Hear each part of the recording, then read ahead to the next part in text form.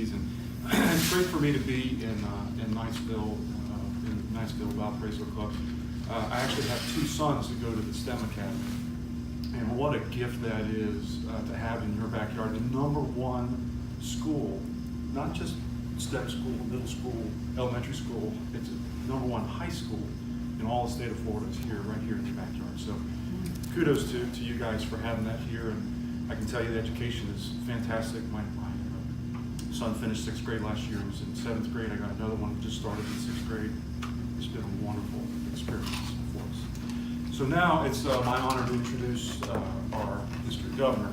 And so for 100 years, District 6940 has established a legacy of servant leaders who are called to serve as district governors. District Governor John is the 105th governor and looks to continue this great tradition of service established by previous district governors. You will note from his bio that John was born in the Dominican Republic and he moved to Live Oak, Florida at the age of 10. His education and a significant portion of his professional career had taken place in North Florida, and his 18 years in Rotary has been exclusively spent in District 6940, primarily in Tallahassee, and most recently in Lake City. District Governor John's bio reflects his commitment to his faith, to his family, to his vocation, to his community, and service to others through Rotary. Please join me in a warm welcome for our District Governor and my good friend, John Medina. Bill, thank you for that introduction. As I was pulling out into the parking lot, when I called Bill and asked him to serve as assistant governor, I told him, it's easy. You really don't have to do much. It'll be a cakewalk. It's nothing compared to being a club president. And as we're pulling into the parking lot, I'm thinking of, at work, we had a psychologist come in and do organizational development, and they interviewed me and all the people that worked for me. And it was primarily around stress management. And so when they were doing the debrief, he would go around and he would say, Dee Dee, when you get stressed, you manifest yourself with anger. Bill, when you get stressed, you manifest yourself through alcohol consumption. Peter, when you are stressed, you manifest yourself by not getting a haircut. And so, stress.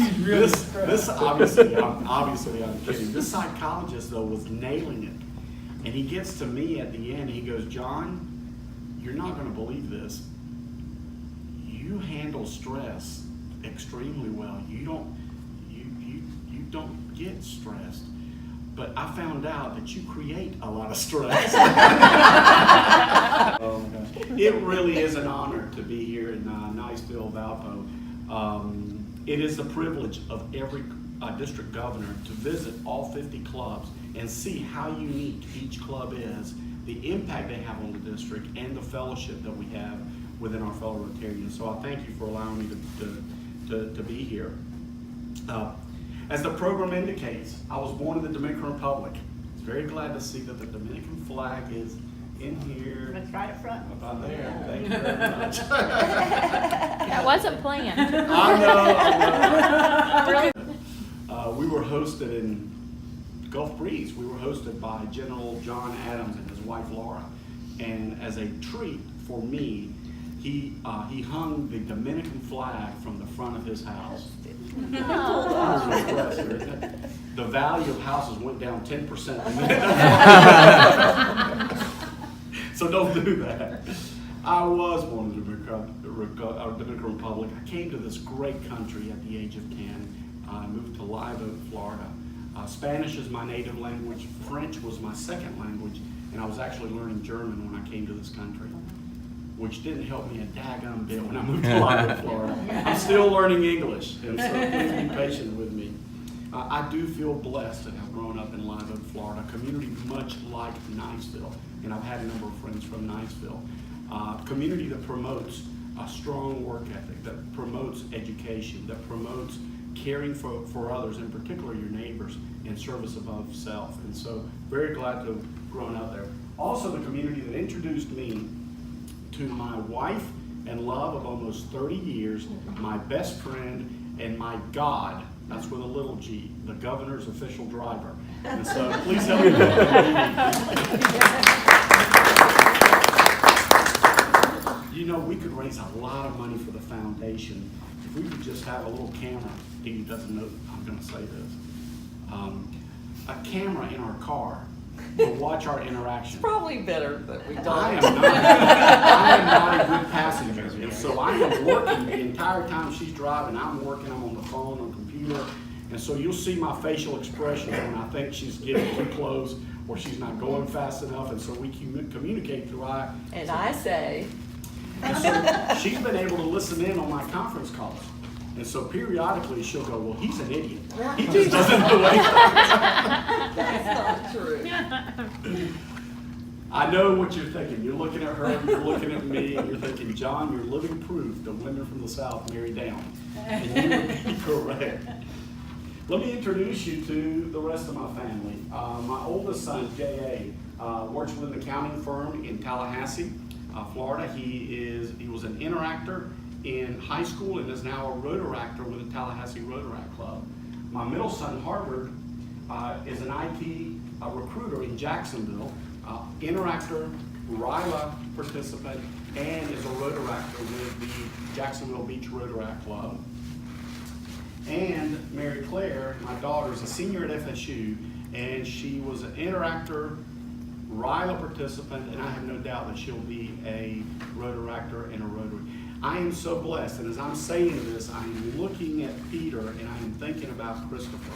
I am so blessed that my kids have grown up around Rotarians who are role models, mentors, and like Christopher, perhaps not with a National Immunization Day, my kids have been exposed to serving others. And I hope if they take nothing away else from what Dee Dee and I have tried to teach them other than our faith, I hope that they'll realize the value in serving others. We also have joint custody of our youngest child, Chief. Chocolate Lab. He is a mess. Let me tell you a little bit about our district and our zone. As you know, we're 6940. We are the largest district in the state of Florida. There are 8 other districts in Florida. We are partnered with Georgia and most of the Caribbean as far as a zone. So we're zone 34. Zone 33 we're partnered with as well. Zone 33 is South Carolina and basically the Mid-Atlantic. And if you go back a week and you watch the path of Hurricane Florence, unfortunately it was right down the middle of Zone 33. And so I ask that you keep them in your thoughts and prayers. Many Rotarians and many families have been impacted in that area. Our Rotary International Director is David Stovall from Gainesville, Georgia, a dear friend of our district. He's already visited a couple of clubs here.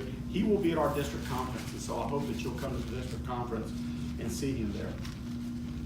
Did I tell you that we're a large district? 27 of the 67 counties in Florida are in our district.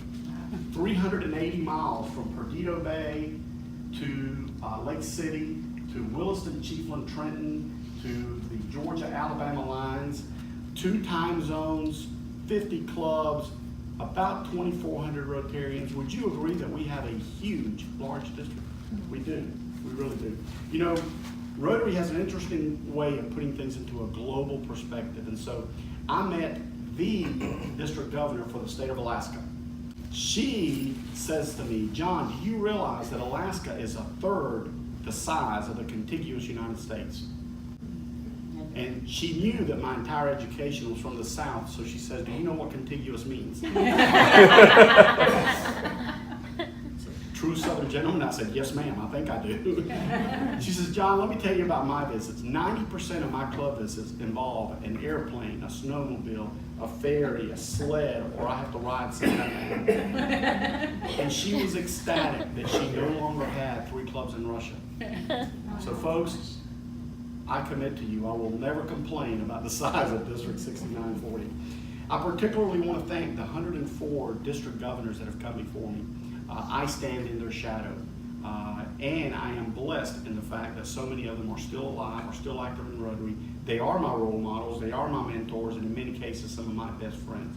So very thankful to them for having served in that capacity. Do you remember your earliest days in Rotary? Do you? Let me tell you about mine. Dee Dee and I had just moved to Tallahassee. It was a slow news day, and the Tallahassee Democrat ran an article on me. My picture was in the cover. John Medina, new bank president, moves to town. Good stuff. I've been at work about 15 minutes when one of our largest depositors, Wayne Edwards, now known as past District Governor Wayne Edwards, calls and insists on meeting with me immediately. And so those of you that are in the service industry, what do you do when one of your biggest clients calls and insists on meeting with you right away? Yes, sir. Yep. What time? You pray they're not upset. Yes. And then you acquiesce. Absolutely, we'll do it right away. So he comes in, he takes about 30 seconds to tell me how wonderful it is to have me in town, welcome to Tallahassee, and immediately starts interrogating me. John, how will Tallahassee be a better community once you've left? John, what does character mean to you? Folks, these are not layup questions. These are, John, what are your goals and ambitions, and how do they relate to serving others? Oh, dear God, I've just met this guy. And so finally he says, John, let me just get right down to it. I brought 3 documents with me. I brought a deposit slip, I brought a withdrawal slip, and I brought a Rotary application. You tell me what you're going to do with a Rotary application, and I'll tell you which of these 2 I'm going to fill out. Folks, I became an enthusiastic Rotarian. And so now I'm a Rotarian. So the next week, I'm in my Rotary Club, the Tallahassee Club, the largest club in the district, 220 members. And much like this club, it's a who's who of servant leadership in our community. And so an old, opinionated, cantankerous past club president, and some of you are thinking, is there any other type of past club president? His name is Wilton. Wilton is introducing me to my new Rotarians. I'm introduced to multiple retired Florida Supreme Court Chief Justices, multiple Army generals and Navy admirals. I meet a governor from the state of Florida. I meet university presidents. I mean, it is a who's who. High pedigree of credentials in the room. And then I'm introduced to Bill Haley. And we walk away. Bill is kind of hard of hearing, super nice guy, just a nice guy, just hard of hearing. And so we walk away and I go, Wilton, what did he do? And Wilton goes, well, he discovered Haley's Comet. Wow. So I go home that evening. My kids don't care about the judiciary. My kids don't care about military leaders, governors. All they care about is, you met the guy that discovered Haley's Comet. That's pretty cool, Dad. And so the next week I go and I find Bill because I want to thank him for his contribution to science and humanity and mankind. And as I thank him, he's very humble, shaking his head and can't hear. And I walk away, and as I'm walking away, I notice his tag, his classification. It's wholesale lumber distributor. How exactly does a wholesale lumber distributor discover a comet? They don't. He didn't. He couldn't spell comet if you spotted him the C and the T.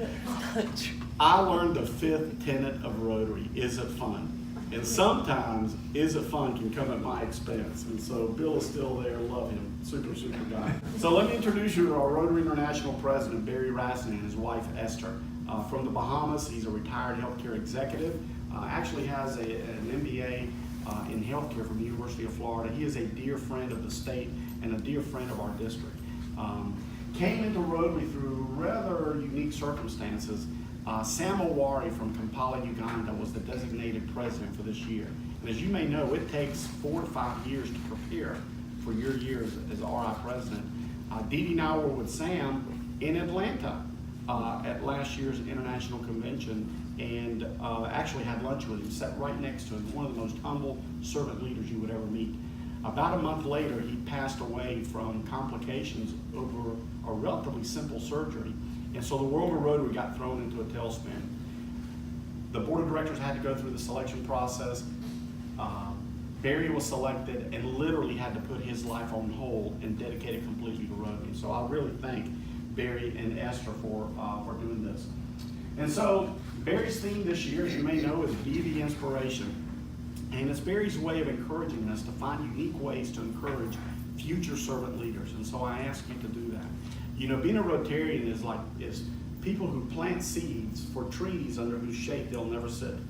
And so the acts of kindness that you're exhibiting today, whether it's an exchange student, somebody in the community, an employee, somebody, a fellow Rotarian, please continue to look for unique ways to inspire future generations of leaders. As you may know, Rotary is 50 years old today. They're celebrating their 50th anniversary, not the date, this year.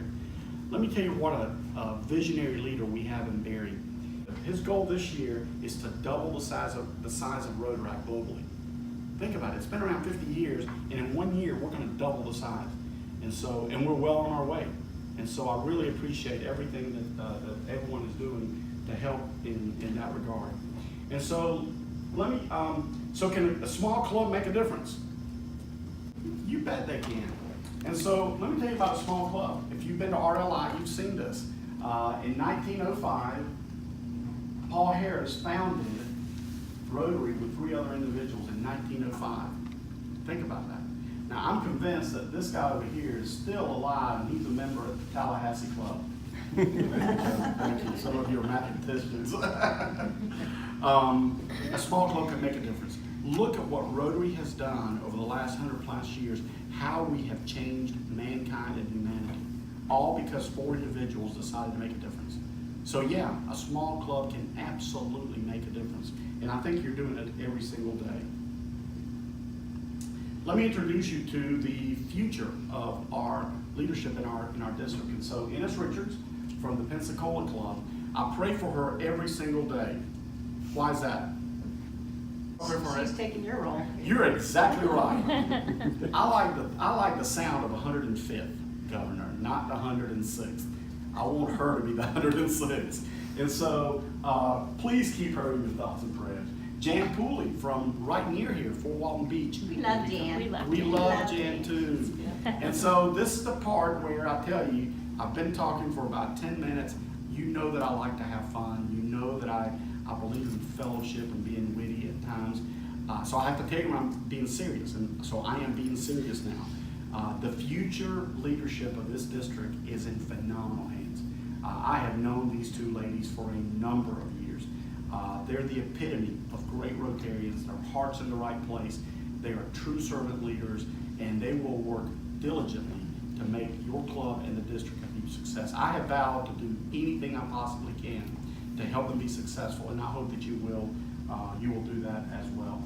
And so one of the honors bestowed upon a governor is to have a theme and a theme pin for his or her year as a governor. So the theme for this year is that we inspire and motivate current and future servant leaders, and we equip them with the tools and resources they need to be successful. And you'll hear a little bit more about that.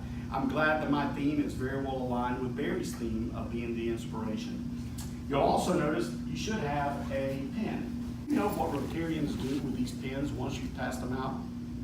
And he asked it in such a way where I almost didn't want to know the answer. And I said, Joe, what do Rotarians do with my pen? Those pens are expensive. What do they do with them?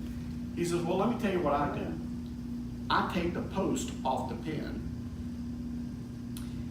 And in case you didn't know, it's magnetized. So if I need to wear it on a lapel, I just get a magnet and it works for that. But that's not how I use it. I use it as my ball marker when I play golf. Been able to introduce Rotary to other people by simply using, your pen. I'm going, well, that's the whole lot better version of what I thought you were going to say. So thank you. I took a good bit of time thinking about what the theme would represent and what the pen would represent. And so I want you to understand the thought and the representation and the symbolism behind this pen. I thought of 3 central themes that I believe resonate well throughout our entire district, all 27 counties.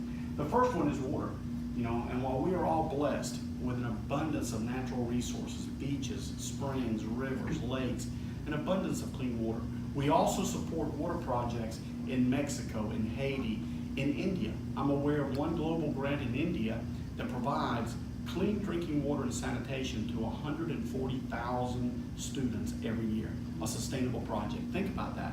140,000 students that are getting clean water and sanitation that didn't have it before. And so I'm not a doctor, I'm not a physician, but every day I'm a Rotarian. I see how water, clean water, can be a conduit towards health and sanitation, or the lack of clean water can be a conduit towards disease, illness, and eventual death. Peter, you've been in India. you probably have seen situations where the water is just absolutely, and I know you've seen that. Anyone who's traveled outside of the United States has probably seen that. So I thank Rotary for all we're doing to help with water around the world. The second one is hunger. You know, once again, we have rich agricultural lands, and every community has grocery stores with an abundance of food. Would you agree? At the same time, we have children and we have adults who are undernourished, malnourished, or don't know where their next meal is coming from. Folks, I'm not talking about a third world country. I'm talking about in our own communities.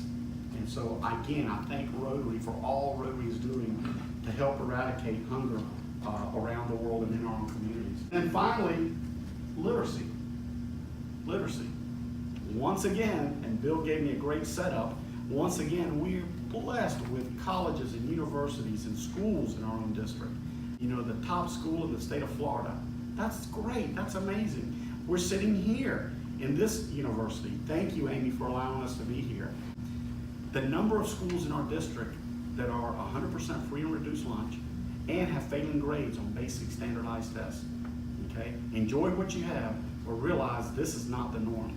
You have a really unique set of infrastructure. Communities around the world that have less than 10% literacy rates, and I even know of communities, many unfortunately around the world, that don't provide the most basic of education to women. Folks, I thank Rotary, I thank you and I thank Rotary for making a difference in the world and for helping in areas such as water, hunger, and literacy. Let's talk about polio. You know, at its peak in the 80s, early mid-80s, polio was impacting between 400,000 to 500,000 people globally every single year. Rotary took the lead, as you know, and in conjunction with the World Health Organization, the CDC, UNICEF, and governments and foundations recently like the Bill and Melinda Gates Foundation, we have made a difference. And as of today, unless something's happened in the last few days, only 14 new cases have been detected throughout the world in 2 countries. And so we're making a difference. Did you realize that at the age of 13, Jack could not swing a golf club? I never realized he was a polio survivor, never realized the impact that his sister, he contracted it from his sister. And so everyday heroes and humans that have been so touched by polio. I'm so proud that Rotary is making a difference. October 24th is World Polio Day, and I hope that you'll look for some small way to recognize Rotary in our fight against polio. Whether it's a purple pinky, whether it's a program, whether it's the day that you designate to make a donation. And so a couple more things that I think are important. The foundation. I hope that you'll continue to contribute to the foundation. It is the rocket fuel that allows us to do good things in the world, including in our own backyards. You're going to hear a lot more about the foundation from Foundation Chair Dave Rao, so be on the lookout for that. Membership is extremely important. We've been stagnant at about 1.2 million over the last 10 plus years, although during that same time, we've brought in 2.5 million Rotarians. So I would challenge you, Rotary doesn't have a membership problem. We have a membership engagement opportunity. And I'm going to tell you how to solve it in about 1 minute. You want to grow your giving to the foundation? Yes. Do you want to grow your membership? Yes. Do you want to grow your membership engagement? Yes. Do you want to grow your membership retention? Yes. Okay. Well, I'm not a gambler, but I'm going to put every one of my chips on one thing that you can do that will help all 4 of those. Okay? You listening? I'm going to give you the trade secret, and then I'll teach you the Rotary handshake. I'm putting all of my chips on Rotary Leadership Institute. The way to get folks to commit to the foundation, to commit to bringing in new members, to being engaged, is by helping them understand what Rotary is all about. And I'm not saying that you don't get that from a club meeting. You do. You get a lot from a club meeting. But nothing can create the same environment as RLI. And so I hope that you'll look for unique ways to become more involved in that capacity. Have you ever had a wow moment? Typically they come in service projects, sometimes they come in fellowships, sometimes you just observe something as a Rotarian and you go, wow. When I was the president at the Tallahassee Club, we did a Second Harvest backpack. Probably have heard of it. You take food, you put it in a backpack. Kids that don't have meals during the weekend typically get them. And so the guidance counselor asked us to come in and be a part of the distribution of the bags. And I said, sure. So we're there, myself and 2 old veterans. The 3 of us go to Riley Elementary, 100% free and reduced school failing grade, and located about 3 miles from where we meet. And we walk into the classroom, there are 30 kids in the classroom, and she calls out 4 names. And those were the 4 happiest kids you could ever meet. Kids' faces don't lie very well, right? Unless their last name is Medina. And then they've mastered that. But these 4 kids could not be happier. Their eyes are this big, their smiles are huge. And so that was a wow moment. Just as those 4 were excited, those 26 could not have been more disappointed. Every single kid in there. Did I tell you it was 100% free? I can tell you all of those kids were in similar circumstances. And so I turn around, I walk out of the room, I do what probably most of you would have done. I just started crying. You know, I just had huge tears coming down. But I was too proud to let the veterans see me. And so I go to the restroom, I regain my composure and come out. And as I'm walking back, it was that simultaneous wow. Wow, I thank Rotary for identifying a need and making a difference. You know, I saw the difference that Rotary was making. And then wow, for the realization that in my own backyard, there are needs that existed that I never realized. Okay, that's what Rotary's all about. Sandestin is our district conference. I wanted Niceville, Valpo to have 100% participation at the district conference. We're going to have a service project. I'm asking Rotarians throughout the year to collect soaps, shampoos, you know these? Okay. Mount it to the wall, don't try to dismount it, okay? Only take these. And then I'm asking you to collect socks. New socks, preferably. And whether they're these socks, or whether they're these socks, or they're just plain white socks, it doesn't matter. Please collect them. And then we're going to line up about 300 Rotarians. It's going to take us about 20 minutes. And we're going to take these, we're going to put them in these. It's a project that we're calling Socks of Love. Take these, put them in here, and then we're going to donate them to homeless veterans that need support and help with sanitation. So I hope that you'll consider being a part of that. I hope that you'll make it to the International Convention. Several of you have indicated that you've been there. Peter, I think I see him at every one of them.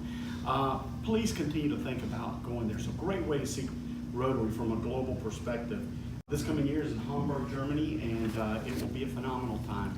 2 very quick stories on International Convention. Didi and I attended the Lisbon, Portugal Convention a few years ago. And as we walked into the House of Friendship, and those of you that have been, you know what that is. Imagine about 1,000 kiosks and tents highlighting service projects throughout the world. It is really an awe moment. When you walk into the room, it is awe-inspiring. And I happened to see a sign that says human trafficking.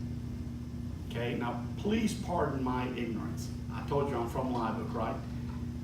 My immediate thought was third world country, sex trade. I'm sorry, those were the thoughts that came into my mind. But they had a map of the United States, and that's what caught my attention.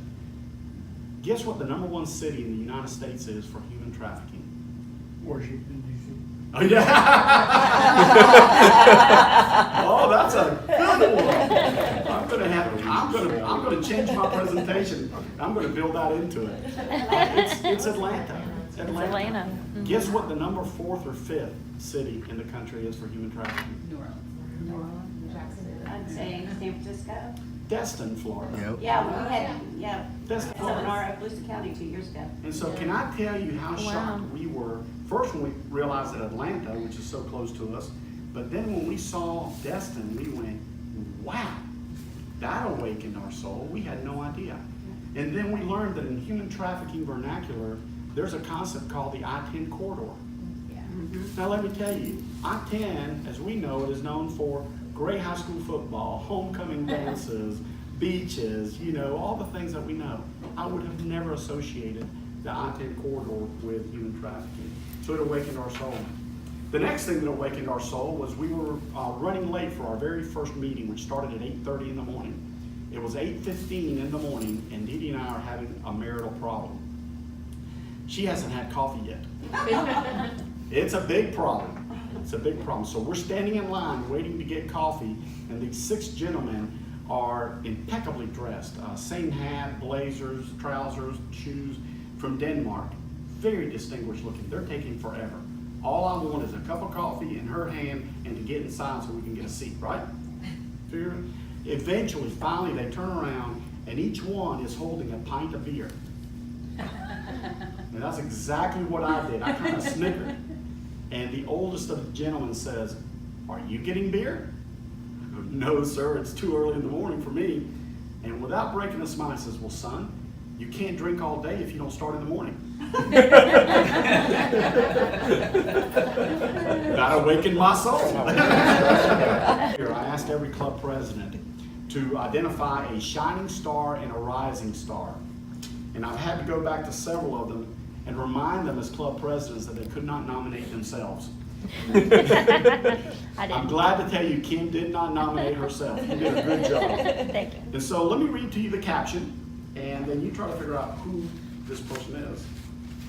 Has a heart of gold and a true model of a great Rotarian. Oh, about to give it away. As club secretary, she does an amazing job of keeping up with everything. Lisa.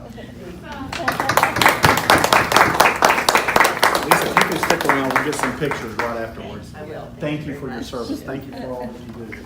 The rising star, let me read it to you. And he is always willing to help with whatever project the club is working on and really knows how to engage club members, especially through the club socials that he plans. Brian? Kim Yes. instructed me, but if you would, Kim, when you distribute this to him, if you would please give him a rousing applause and thanks. Absolutely. Absolutely. All right, a couple more things. And it's seldom that you have a presentation, a meaningful presentation, and you start off with an apology, but that's just what I'm about to do. Several years ago, Rotary changed its cycle for presentations. If you would recall, for many years, we had presentations at the district conference. You remember that? Clubs would come up and you would get your presentation. Well, it's changed. And so the good news is I've got 2 recognitions for this club, stale dated 2016-17. So my apologies for the delay. They're both equally important. One, I want to make sure you really appreciate. The first one is the End Polio Now campaign.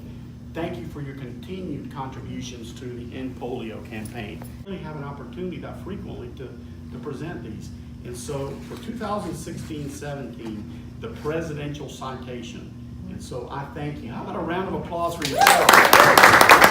Now, Rotary International tracks what you've done, and it's an automated system, and the number of those that are being issued has decreased significantly. So, encourage you to go to our district website, encourage you to visit DACDB, and encourage you to visit our Facebook page. Great places to get a lot of information and post a lot of information. 2 years ago, past District Governor Roger Champion ended his presentation with a quote from John Wesley, one of the founders of the Methodist Church, which so resonated with me and so moved me because of how well it aligns with Rotary values. And so I thought that I would finish my presentation with the last slide and John Wesley's quote, which is, do all the good you can, by all the means you can, in all the ways you can, in all the places you can, at all the times you can, to all the people you can, as long as ever you can. Folks, I've had a blast. Thank you for your hospitality. I am here to support you, and anything I can do to help you have a tremendously successful year, Kim and your board, I am here to help you. Thank you, and God bless you. Thank you.